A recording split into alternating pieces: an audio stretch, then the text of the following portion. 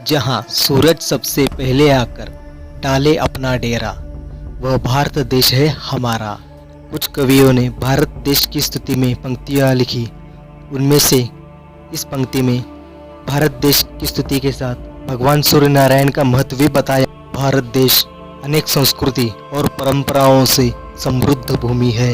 यहाँ विविध धर्म और पंथ के लोग एक दूसरे के उत्सव में सम्मिलित होते आए हैं। भारत देश की सांस्कृतिक गौरव गाथा पूरे विश्व में सर्वोच्च शिखर पर है। हमारे भारत देश में सूर्योपासना आदिकाल से प्रचलित है। वेद, रामायण और महाभारत जैसे दिव्य ग्रंथों में भी सूर्योपासना का महत्व बताया गया है। धरती पे जीवन का आधार सूर्य ग्रह है, इसे विज्ञान भी मान चुका है। पृथ्वी पर जीवन अंकुरित होने के लिए सौर शक्ति का बहुत महत्व है।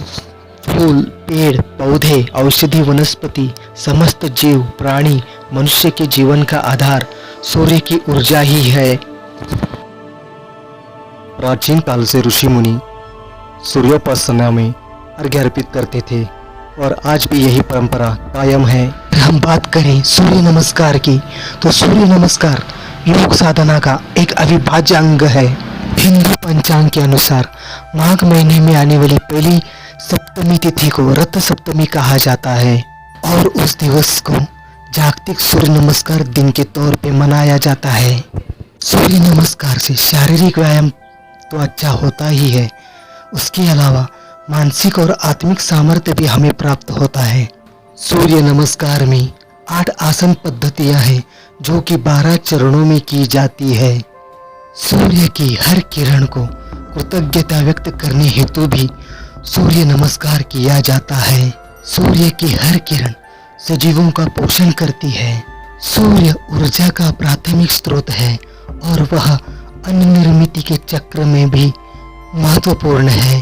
ज्योतिष विज्ञान के अनुसार सूर्य को आत्मा का कारक भी बताया है, इसलिए सूर्य की उपासना से हमें आत्मिक सामर्थ्य भी प्राप्त होता है।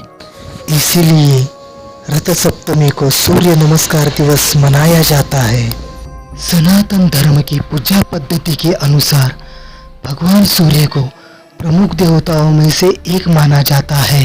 घर में जो मंदिर होते हैं उनमें मूलतः पंचायतन पद्धति से पूजा की जाती है, जैसे गणेश पंचायतन, विष्णु पंचायतन, शिव पंचायतन, दुर्गा पंचायतन और सूर्य पंचायतन।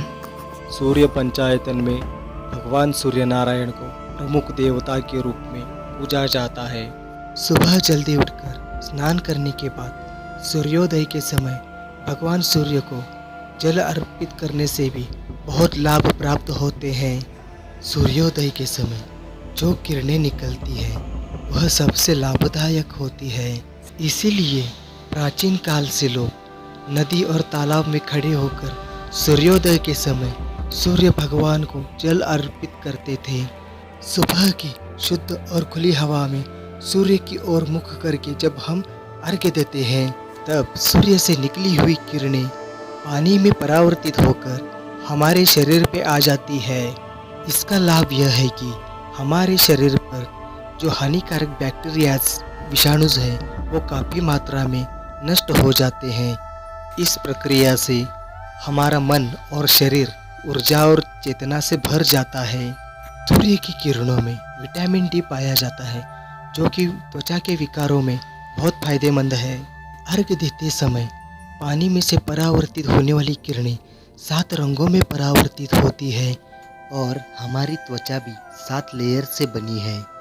ये 7 रंग की किरण इंद्रधनुष जैसे दिखते हैं। ये सूर्य की किरणें जब हमारे शरीर पे पड़ती है तो ये त्वचा के 7 लेयर्स में प्रवेश करती है और हमारे पेशियों को पुनर्जीवित करती है। इसका लाभ यह है कि हमारी रोग प्रतिकारक क्षमता भी बढ़ जाती है। यह प्रक्रिया पूरी तरह से नैसर्गिक होने के कारण हमें दिन भर ऊर्जा और उत्साह की अनुभूति मिलती है। पानी के अंदर उत्पन्न होने वाली औषधीय वनस्पतियाँ भी सूर्य के किरणों से ही ऊर्जा प्राप्त करती है। यह वनस्पतियाँ विशिष्ट प्रकार की होती है और ये सूर्य की किरणों से औषधीय तत्व का निर्माण करती है। उदाहरण के तौर पर स्पिरुलिना नामक एक वनस्पति है जो सिर्फ समुद्र के तल पे ही पाई जाती है। इस वनस्पति का सृजन किरणों पर होता है, इसीलिए सनातन धर्म में सूर्य को सिर्फ एक ग्रह न मानकर जीवनदाता के रूप में भी पूजा जाता है। फ्रेंड्स, अगर मेरे वीडियोज़ आपको पसंद आ रहे हैं तो प्लीज़ मेरे चैनल को सब्सक्राइब कीजिए, लाइक कीजिए, कमेंट कीजिए और शेयर भी कीजिए। ऐसे ही आगे वीडियोज़ में आपके लिए लाता रहूँगा। Thank you so much.